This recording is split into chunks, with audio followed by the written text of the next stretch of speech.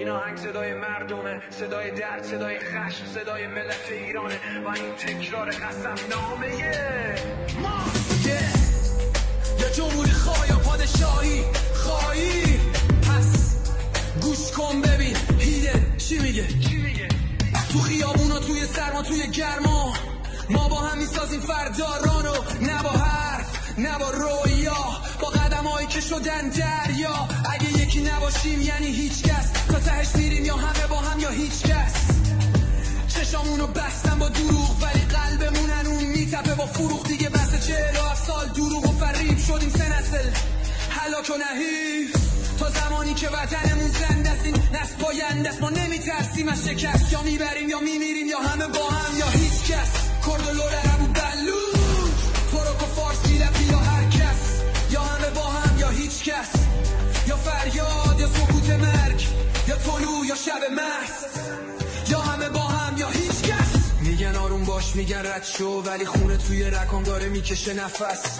ما صدای اونایی هستیم که تو خاموشی صداشون زنده است. هنوز به نیست پادشاهی خواهی یا جمهوری خواهن، عذا بندازنمون تو قفس. بلند شو داد بزن، یا همه با هم یا هیچ کس.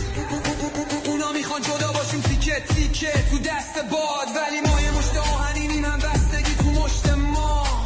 یه فریاد مینویسیم با خون نه با ترس، تا ته خط یادمون نره. یا همه با هم یا هیچ کس. یا همه با هم یا هیچ کس.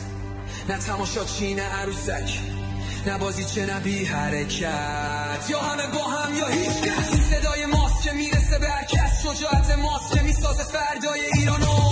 از زنجیر و قفس دیگه خسته ایم، یه نسل زد که از دروغ و فریب بیزاریم. نه به ظلم نه به دوغ، نه به سکوت نه به سوخت، هر کی جداشه میبازه. ما یه ترین با یه وطن، یا همه با هم یا هیچ کس. حقیقت رو نوشتیم با دستای بسته، تاریخ رو نوشتیم با زخمای هسته. ما پشت هم مثل کو مثل دیوار، با صدای ما سقوط میکنه این دیوار. زنده بادونی که میترسه ولی وای میمیسه، زنده بادونی که تو قلبش هنوز آتیشه. یه صدای مشت قلبی که هنو خسته است، یه ملتی که هنو دل به آزادی بسته است. یا همه با هم یا هیچ کس. یا حق یا مرگ، یا داد یا درد، یا خورشید یا ظلمت شب. یا همه با هم یا هیچ کس. یا بیرون میکنیم دشمنو از خاک، یا شهید میشیم توی این خاک. میریم بیرون واسه جنگ هرچی باد آباد، شعار یکیه رضا شاه روحت شاد. ما سربازای ایرانیم و بس و سلام. فرشید هیران.